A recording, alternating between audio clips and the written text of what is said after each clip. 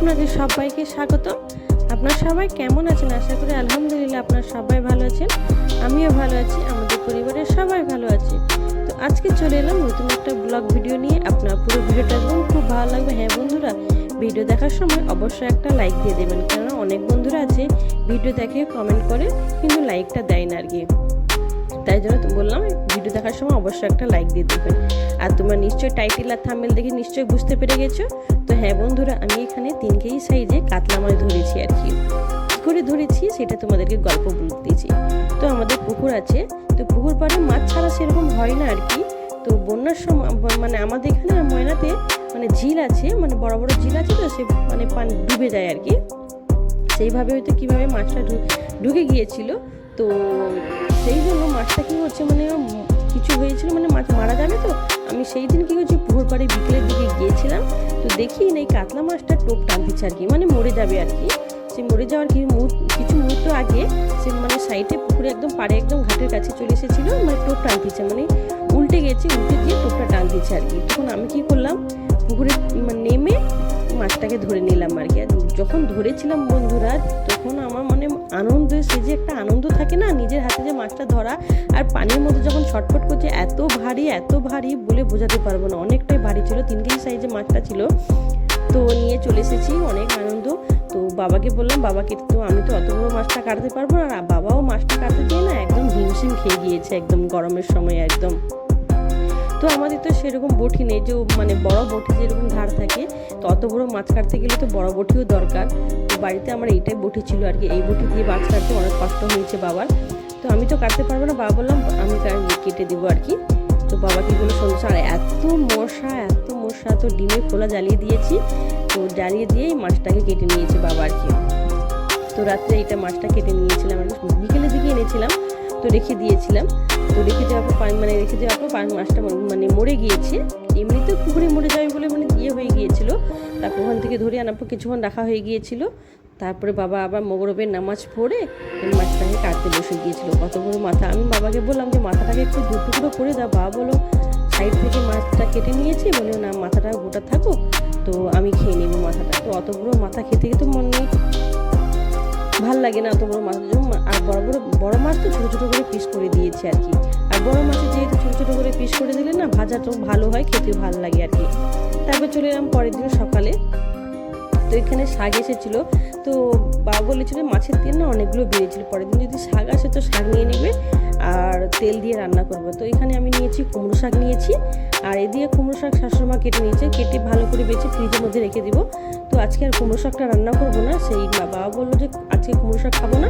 তো এই বড় বড় যে মানে মরিচ ডাঁটা বলে আমরা এখানে, জানি না তোমরা কী বা শাকের নামে বলো, সেই বড় বড় ডাঁটার মোটা ডাঁটা থাকে না, সেই মরিচ ডাঁটা বলি আমরা এখানে, ওইটাকে আজকে রান্না করবো। তো শাশুড়িমার দিকে আমার শাশুড়ি মায়ের দিকে শাকগুলো কেটে নিয়েছে বসে, আর থালকুনি পাতা যে থাকে শাক থাকে সেটাও নিয়েছিলাম আর কি। এই শাকটা না সবসময় পাওয়া যায় না আমাদের এখানে আর কি। তো গ্রামের মানুষ যারা মানে থাকে না গরিব মানুষরা, তারা শাক তুলে এনে না বিক্রি করে আর কি। তো ফ্রিজের মধ্যে মাছটা রেখে দিয়েছিলাম। তো এই সকালের দিকে আমি কী করছি, মাছগুলো সবগুলো ভেজে রেখে দিই, কেন অত যেই এখন তো না মানে কারেন্ট ঠিক মতো থাকে না সারাদিন, খালি মানে কারেন্টটা যখন চলে যায় না মানে মাছটা নষ্ট হয়ে যাবে। সেই জন্য ভাবলাম সব মাছটাকে ভালো করে ভেজে ফ্রিজের মধ্যে তখন রেখে দিই, এমনি কাঁচা রাখবো না, ভেজে রেখে দেবো আর কি, যেহেতু কারেন্টটা থাকে না আর কি। এখন ওয়েদার খারাপ, খালি কারেন্টটাই চলে যাচ্ছে, ঝড় বৃষ্টি হলে না কারেন্ট চলে যায় আর কি। সেই জন্য ভাবলাম যে মাছগুলোকে ভেজে ফ্রিজের মধ্যে ডিভাইড করে রেখে দেবো আর কি। তো এখানে হলুদ দিয়েছি, লবণ দিয়েছি, লঙ্কা দিয়েছি, আর একটুখানি লেবু রস দিয়ে ভালো করে মিশিয়ে, একটু বলতে মানে 1.5 পিস লেবু রস দিয়েছি, যেহেতু আমার অনেক বড় মাছ আছে। তো ভালো করে মিশিয়ে এটা রেখে দেবো। তারপর সবগুলো মাছ ভেজে যতটা রান্না করা করে নেবো, বাদ বাকিগুলো সব কী করবো, একটা ডিবার মধ্যে মাছগুলোকে ফ্রিজের মধ্যে রেখে দেবো আর কি। চলো বন্ধুরা, ভিডিও দেখো, কন্টিনিউ করো। তো আমি এখানে রান্নাশালায় চলে এসেছি রান্না করতে আর কি। তো সকালের দিকে দেখি মানে ওয়েদারটা একদম ভালো নেই আর কি, মেঘলা ওয়েদারটা ছিল সকালের দিকে আর কি। তো সব মাছগুলো আমি প্রথম ভাতটা রান্না হয়ে গিয়েছে, তো এদিকে সব মাছগুলোকে আমি ভেজে নেব। এই রান্না করতে না আমার অনেকটাই দেরি হয়ে গিয়েছিল আর কি, যেহেতু অনেকগুলো মাছ এক পাখা চুলো, তারপরে উপরে গরম একদম, আর এদিকে অতগুলো মাছ ভাজতে সময়টা আমার অনেকটাই চলে গিয়েছিল আর কি। তো এমনি যদি ফ্রিজে কাঁচা মাছ রেখে দিই, তখন আবার যদি কারেন্ট না থাকে আবার মাছটা নষ্ট হয়ে যাবে, সেই জন্য আমি কাঁচা মাছটা রাখলাম না। তো সব মাছগুলো ভেজে নিলাম। চলো বন্ধুরা ভিডিও দেখো, কন্টিনিউ করো। হ্যাঁ বন্ধুরা, ভিডিও দেখার সময় না অবশ্যই একটা লাইক দিয়ে দেবেন, আর লাইক দেওয়ার পর হাইপ অপশন থাকে, একটা হাইপ দিয়ে দেবেন। আর যদি আমার চ্যানেলটা, আমার ভিডিওটা যদি ভালো লেগে থাকে প্লিজ সাবস্ক্রাইব করে আমার চ্যানেলের পাশে থাকবেন, আমি আপনাদের পাশে আছি। তো চলো বন্ধুরা ভিডিও দেখো, কন্টিনিউ করো। আর কেমন হয়েছে বন্ধুরা ভিডিওটা আমার অবশ্যই কমেন্ট করে জানাবেন। এদিকে আমি একটু একটু করে সব মাছগুলো আমি ভেজে নেব।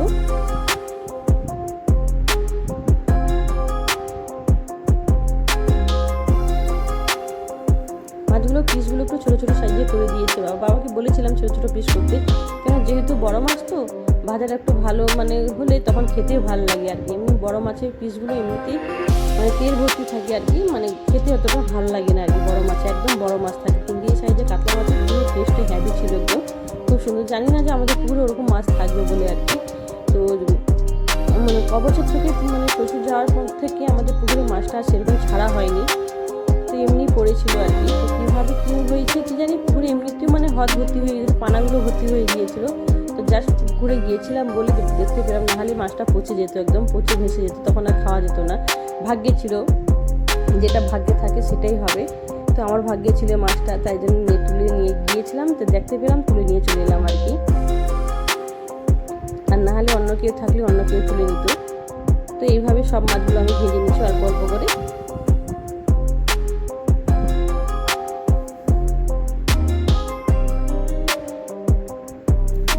যখন বাড়িতে শ্বশুরমশাই ছিল তখন মাছ ছাড়া হতো আর কি। শ্বশুরমশাই যাওয়ার পর থেকে আমার পুকুরে সেরকম যত্ন নেওয়া হয় না, যে যার সংসারের কাজে যে যার ব্যস্ত থাকে আর কি, সেরকম আর পুকুরের দিকে যত্ন নেওয়া হয় না আর কি। তো এদিকে মাছ ভাজাটা হয়ে গেছে, তারপরে এদিকে মাছের ঝোলটা করে নেব। মাছের ঝোলটা পাতলা দেখে আমি সরষে বাটা দিয়ে কালো জিরা দিয়ে করেছি, অল্প করে একটু পেঁয়াজ পেস্ট দিয়েছি।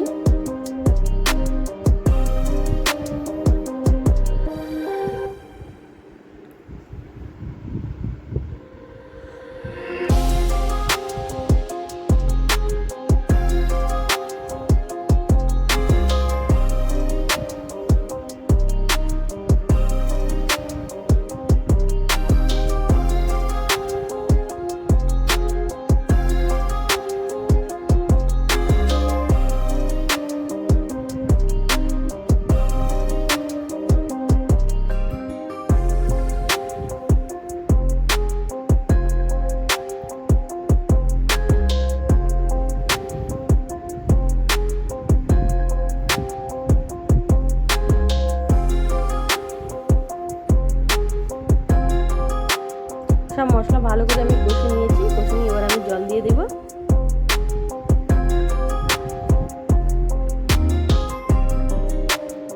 একটু জল বেশি করে দিয়েছি, কেননা একটু পাতলা করে মাছটা ঝোল করব।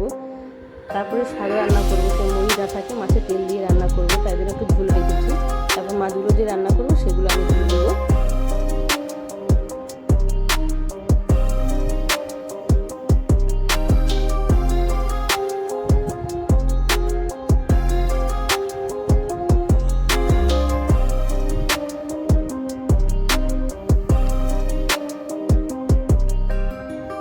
এদিকে মাছের ঝোলটা হয়ে গেছে।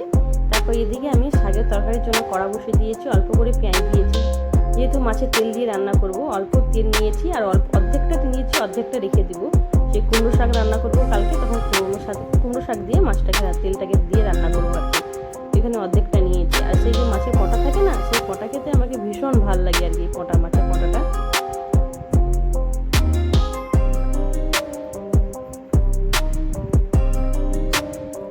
আর এই মাছের তেল দিয়ে রান্না করেছিলাম বলে মানে শাকের তরকারিটার টেস্টটা হ্যাভি সুন্দর, মানে খুব সুন্দর হয়েছিল আর কি। অনেকগুলো তেল ছিল।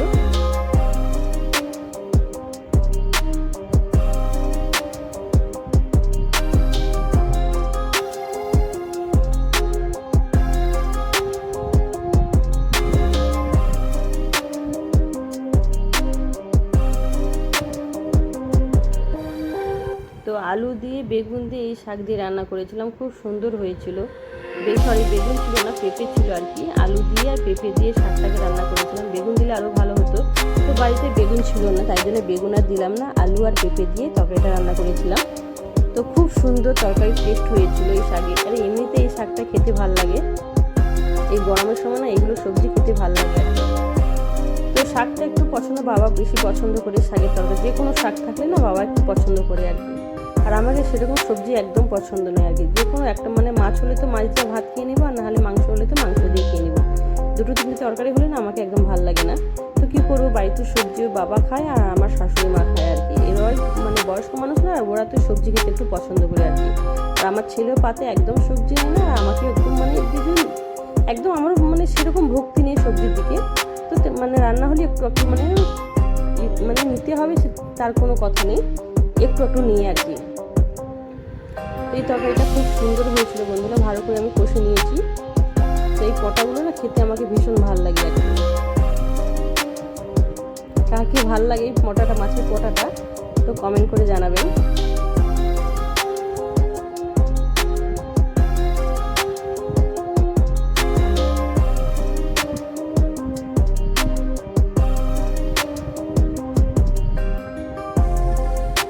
একটু সরষে বাটা দিয়েছি,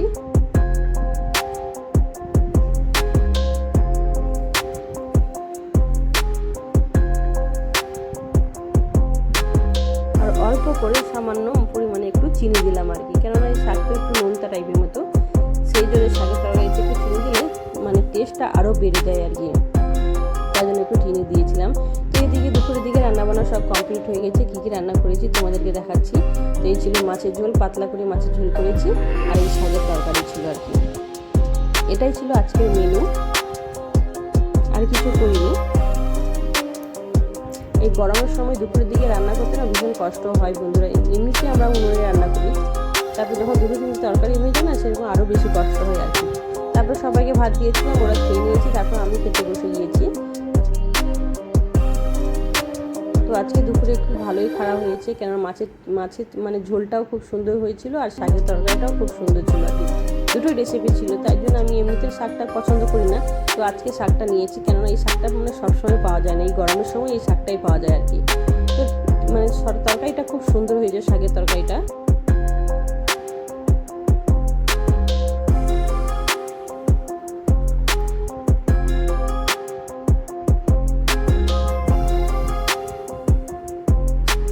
সবাইকে রান্না করার পর সবাইকে সময় মতো টাইম মতো আমি ভাত দিয়ে দিই। তো আমাকে খেতে না প্রতিদিন দুপুরে আমাকে খেতে দেরি হয়ে যায়, কেননা আমি এদিকে রান্নাবান্না করার পর ওরা তো সবাই স্নান করে নেয়, সবাই আব্বা বা আমার শাশুড়ি মা ওরা নামাজ পড়ে নেওয়ার পর ওদেরকে দিয়ে দিই, ওরা খেয়ে নেয় সময় মতো, ওরা খেয়ে নেয়, দেড়টার সময় ওদেরকে ভাত দিয়ে দিতে হয় আর কি। তারপর আমার এদিকে কাজ থাকে, সংসারের কাজ থাকে, ঘর মোছা বলো, এটা ওটা করতে করতে না অনেকটাই দেরি হয়ে যায় আর কি, তো প্রতিদিন খেতে আর কি। তো আজকের ব্লগটা কেমন হয়েছে বন্ধুরা অবশ্যই তোমরা কমেন্ট করে জানাবে। বাই, তোমরা সবাই ভালো থেকো।